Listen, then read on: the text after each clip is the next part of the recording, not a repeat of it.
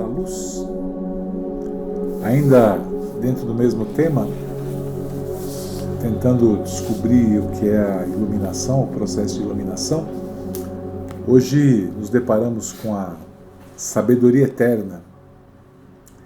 Quando abordamos esse subtítulo, vamos chamar assim, fica claro a importância, ainda que inesperada talvez, nossa, e que a gente acabou percebendo de ter falado sobre física quântica, sobre leis espirituais, ainda que a gente esteja falando sobre um assunto tão pouco explorado e de difícil compreensão. O ouvinte vai perceber claramente que não necessariamente nossas ideias são claras, até porque também não temos a resposta exata para isso, mas essa dificuldade que nós apresentamos, eu estou falando por mim, é porque estamos no mesmo caminho, né? E isso dificulta às vezes a resposta e a forma clara de se expressar. Então é uma jornada que invariavelmente temos que fazer todos juntos, né? Para tentar explicar primeiro o que é o conceito de sabedoria eterna.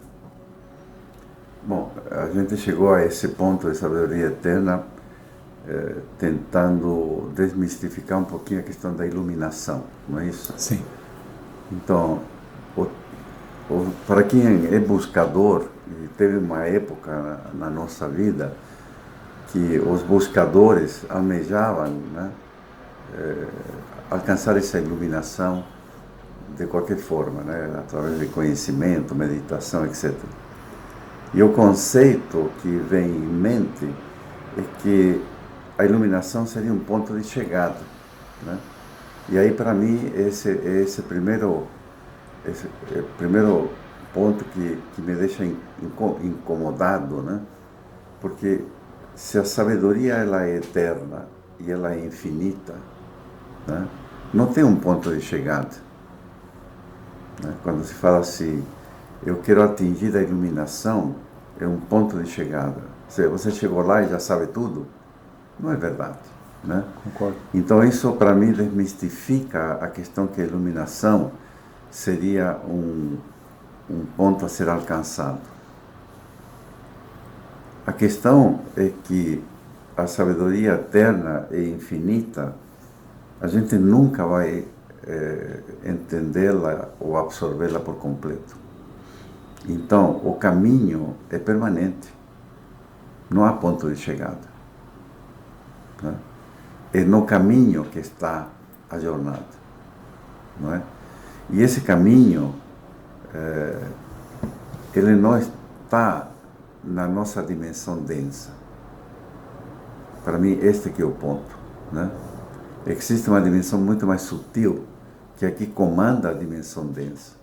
E através da física quântica a gente já entendeu que quem comanda não é a matéria, não é? Quem comanda é o lado sutil, não é? Tanto assim que a gente percorrendo várias filosofias, por exemplo, a teosofia, né? A teosofia falava arquivo acássico, onde está todo o conhecimento, né? O Akasha, né? Akasha. Akasha é na filosofia indiana, né? Os indianos falavam em Akasha. O gnosticismo falava em pleroma, né? E a física quântica fala em emaranhamento quântico, tudo existe lá. Então, essa sabedoria eterna, ela é aplicada aqui neste plano, mas o arquivo disso não está aqui. Então a questão é como você acessa isso. E a dificuldade que se tem também é porque, exatamente, eu concordo plenamente, esses conceitos e a própria manifestação do que vem a ser a iluminação, ela está num nível mais sutil do que o nosso aqui. A gente tem talvez uma pista disso, quando a gente fala de sentimentos, por exemplo, né? Eu posso falar sobre paixão. Paixão eu posso falar com facilidade, porque a paixão ela é de uma vibração mais densa. Agora, discorrer sobre amor, sem usar figuras de linguagem como poesia, música, etc., se eu pensar então em misericórdia, né, é um sentimento que ele é tão sutil que ele me escapa. Não é nem uma emoção, é um sentimento. E eu estou pensando isso agora aqui. Talvez quando a gente fala de iluminação, ela esteja também nesse padrão mais elevado ou menos denso. E aí a dificuldade que eu tenho para transmitir isso aqui para o plano físico é muito grande. Por isso que você escreve música sobre amor, você escreve poesia sobre amor, vê filmes sobre amor, sente amor, mas não necessariamente consiga sequer explicar o que é o amor. A iluminação, ela, por ser um elemento que está num plano sutil, ele passa pela mesma dificuldade. Então, quando eu for falar sobre iluminação, eu vou te contar uma parábola, eu vou te levar para comer peixe no rio comigo, eu vou criar uma série de figuras para tentar transportar para o plano físico algo que está numa dimensão a mais. A física quântica já mostra isso, né? Uhum. Veja, o que você está me dizendo é a diferença entre o ter e o ser. Isso. Né? Hoje em dia, a maior parte dos seres humanos vive dentro do ter e escapa ao ser. Né? O que você está me dizendo é que o que me conecta com algo superior é no ser. E nós sabemos que é isso mesmo. Exatamente. Né? E isso me arremete à física quântica, né? Quando você fala que uma partícula, ela é onda e é partícula. Exato. Ela é matéria e ela é onda, não é? Nós somos exatamente isso. Nós somos partícula e nós somos onda. O que é a minha parte onda? Minha consciência. É o meu ser. O meu ter é matéria. Quanto mais eu estou no ter, mais partícula eu sou. Mais inserido no mundo material eu estou.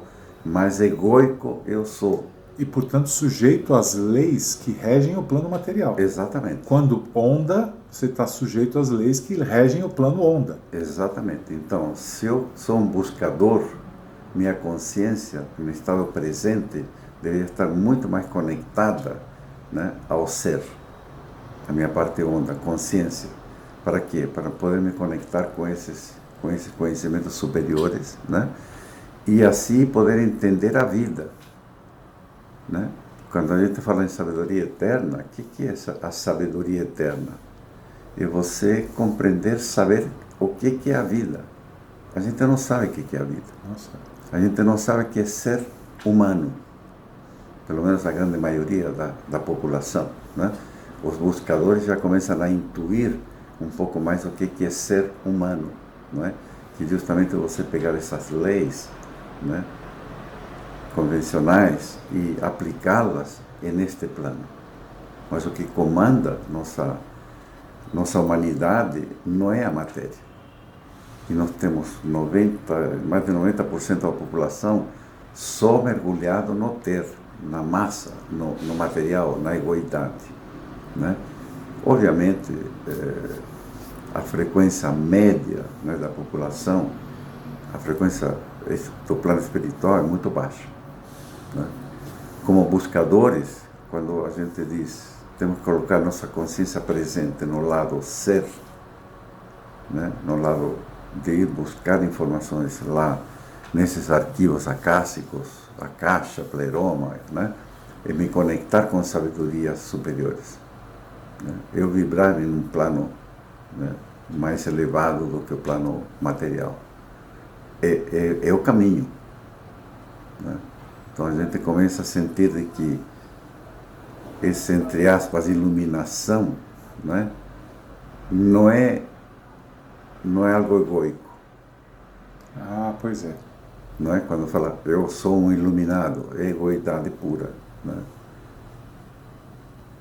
É ao contrário, eu estou no caminho para compreender a vida. É outra dimensão. Né? Essa jornada que eu diria, né? Essa jornada espiritual e física, ela é uma jornada difícil porque ela abre mão do ego, né? Você não reafirma e querendo ou não, eu acabo reafirmando o meu ego nos outros, né? Uhum. No seu consentimento, no seu olhar, aí eu me reafirmo como pessoa. Então, só por esse pequeno detalhe, eu já percebo que essa jornada também não basta eu ir para o Tibete, ou eu ir num ashram ali na Índia, ou conhecer um fulano lá na Argentina. Não é isso. Não é um caminho palpável nesse sentido. É uma jornada de compreensão. Né? Por que eu sinto assim? Por que eu penso assim? Por que eu vejo assim? Por que eu estou assim? Nós somos tangidos o tempo inteiro por uma massa, como se fôssemos uma massa. Realizamos movimentos porque os outros fazem. Eu gosto de usar um exemplo que é simples e que toca todo mundo invariavelmente. Invariavelmente toca a maioria da população. Primeiro você tinha que ter um cachorro. Você pode não gostar de cachorro, então você tem um gato. E se não gostar desse, passarinho. Aí algum gênio chegou à brilhante conclusão que um só é pouco. E a indústria também precisa faturar. Então agora você tem que ter no mínimo 2, para um fazer companhia para o outro. Se for 3 é melhor ainda. A gente sabe disso. Mas por que nós somos levados a isso? Por que eu sou levado a isso e eu nem percebi? Eu estou falando uma bobagem aqui. A gente estava falando sobre avanço da violência, que é antagônico exatamente a esse processo. Né? Hoje nós temos uma violência que é até cultural. Uhum. A nossa cultura ratifica os padrões violentos da música, os padrões realmente violentos de comportamento, de ação, de atitude. Então, se isso já entranhou na cultura nossa, passou a ser legal agir de determinada forma, normal, aquela normose doentia, como isso reverbera em mim espiritualmente? Como é que eu vou mudar de visão e perceber que a jornada é igual à reta final? Que existe um plano que hoje a gente já sabe e comprova matematicamente que existe. A física quântica mostra, existe, não é uma teoria. Existe uma manifestação e que, fundamentalmente, a regra vem de lá para cá e não é daqui para lá. Exato. Como que eu posso pensar em curar uma doença se eu não entendo o meu universo? Eu não sou só matéria. Então, você passa a ter ampliar a visão, é fundamental. E é um caminho, como eu disse, áspero, porque você vai contra uma cultura. Certo. Por que nós, então, trouxemos a questão da sabedoria eterna dentro desse contexto, né? Sim. De quem busca, entre aspas, a iluminação? Sim. Sem buscar a sabedoria, não existe esse ponto de chegadas, né? Ou esse ponto de caminhar. Então, onde começa esse caminho, né? Entendendo quem eu sou, onde eu estou, de onde eu vim, para onde eu vou, que são perguntas clássicas, básicas. A gente não sabe nem quem eu sou, não sei. Como eu estou composto, quais são meus corpos, né? Eu sou composto só de matéria? Que tipo de energia eu tenho? O que é minha consciência? Você sabe quando, infelizmente, essa ficha cai, não para todos, obviamente, mas para algumas pessoas, e eu estou falando isso porque eu conversei com uma pessoa a semana passada, em que a irmã dele está passando por esse quadro. Quando você se depara com uma doença dificílima de ser resolvida, e que o prognóstico não é favorável, aí assim, é normal você ouvir a pessoa falar, mas ele já está tentando outras coisas também, foi fazer cirurgia espiritual, ou ele tem um cara que tem um chá não sei aonde, tem um outro, aquele cara resolve porque ele... você começa a dar tiro para todo lado, literalmente, entrar em desespero, tentar resolver a situação, como se fosse uma situação a ser resolvida, e não um processo a ser vivenciado, né? Só que quem procura isso, normalmente, não teve ao longo da vida a oportunidade ou o interesse de mudar um pouco a perspectiva de pensar, de tentar ver a vida de uma outra forma e de buscar respostas para coisas básicas como essa. Né? Quem eu sou? O que eu estou fazendo aqui? A pergunta, o que eu estou fazendo aqui, eu tenho um conceito que é assim, o ser humano demorou 300 mil anos para chegar onde chegou. Para aprender a ganhar dinheiro? Quer dizer, o ápice da evolução humana é ganhar dinheiro e dançar funk. Não é possível isso? É ilógico, né? É ilógico, não faz o menor sentido. Né? o ponto é que toda essa massa de situações, ela tem uma capacidade de nos arrebanhar. Porque a gente está inserido na cultura. Então, a gente começa a olhar com uma certa normalidade para as coisas que entorpece. Né? E à medida que eu consigo questionar minimamente quem sou eu, por exemplo, quem sou eu? O que é isso? É uma questão que ela mobiliza você internamente, com muita violência. Ela chacoalha as estruturas. Porque talvez você comece a perceber que alguns padrões que você vive não são os melhores. Você só repete. Por que eu tenho que ir em tal lugar se eu não gosto de ir em tal lugar? Por que eu me visto de uma forma que eu não gosto de me vestir? Eu estou com pessoas que eu não gosto de estar. Eu vejo, leio, ouço coisas que eu não gosto, porque faz parte de um contexto social. E aí eu não estou falando para todo mundo ir para o mato correndo. Não é, a questão não é essa. Mas tem que haver lucidez, e não há lucidez.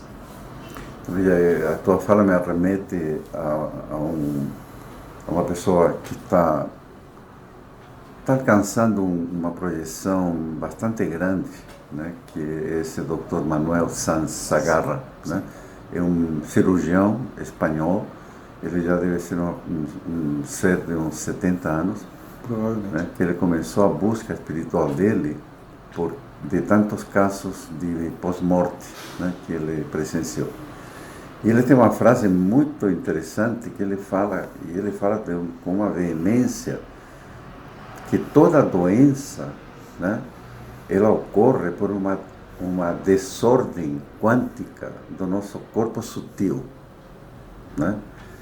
Então, veja que como é interessante que um cirurgião, né, venha a falar isso, e nas conferências que ele dá, ele chama a atenção aos colegas médicos que não é possível que continuem enxergando só o lado físico, o lado denso. A doença não vem do lado denso, a doença começa no lado sutil. Ou seja, e nós temos essa capacidade de reordenar, né? Obviamente, se a gente entra nessa busca de sabedoria eterna, quem eu sou, como estou composto, conhecer um pouco de física quântica, entender que minha consciência pode se conectar a qualquer parte do planeta em um milissegundo, né? Eu tenho essa capacidade de estar presente em qualquer lugar que eu quero, com minha consciência. Ou seja, eu sou onda, com uma partícula. Em estado de onda, eu posso estar em qualquer lugar. Né? É física quântica. Então, eu buscar uma reordenação quântica dos meus corpos sutis é possível. Precisamos estudar. Não há como, né, querer se ordenar se não tem um mínimo de conhecimento. E aí, tem uma coisa que eu acho importante, que normalmente se critica muito que a física e a religião não falam a mesma linguagem, né? A física não comporta fé. Não dá para você ter fé que física quântica existe. Não dá para você ter fé que você é onda e é partícula. É compreensão. Uhum. A jornada do buscador, ela já é esse caminho de compreensão. Portanto, quando o que o Manuel Sanz fala, a medicina chinesa também já fala há 2-3 mil anos, e outras tantas, a medicina ayurvédica vai falar a mesma coisa. Um exemplo, que é mais dos nossos dias, a própria homeopatia. Exato. Né? A homeopatia, acupuntura. Quando você toma a homeopatia, não há uma molécula da substância que gerou aquele remédio. Não há uma molécula. Você toma a vibração do remédio. Eu não estou inventando, isso é homeopatia. É só buscar na internet, olhar. Perfeito. Como é que se produz um remédio homeopático. Você dinamiza, você vai... Frequência. Exato, você vai diminuindo o original, diminuindo. Chega uma hora que já não tem mais remédio original. E quanto menos remédio original existe, mais potente é o remédio. Porque você está tomando frequência, vibração. Isso atua no corpo sutil. Atua no corpo sutil. Então, só que isso é o quê? A homeopatia é uma porcaria, não existe. Agora, como que essa homeopatia fará efeito no corpo sutil se eu não mudo meus pensamentos, meus comportamentos, meus sentimentos. Então, é o tiro, dar tiro para todo lado. Exatamente. Não vai funcionar. Só tem um caminho, que é buscar a sabedoria. Através de quê? De estudo, através de rever seus sentimentos, rever seus comportamentos. Você sabe que o Allan Kardec usa uma frase que é... Ele diz que o processo evolutivo humano não é linear. É como um pássaro que voa, né? E o pássaro possui duas asas. Ele vai dizer que uma das asas é a reforma íntima e a outra asa é o intelecto. Não adianta você ter uma capacidade intelectual enorme e não ter valores morais. Não, a reforma íntima, perdão, são valores morais. E não ter moral alguma, né? E o contrário também é verdadeiro. Então, a nossa dificuldade é que a gente não consegue bater as duas asas ao mesmo tempo. Então você vai meio capengando. E aí você vai barrigando no céu, né? Você vai meio que dando umas barrigadas até conseguir se elevar. No fundo, não há como escapar da compreensão.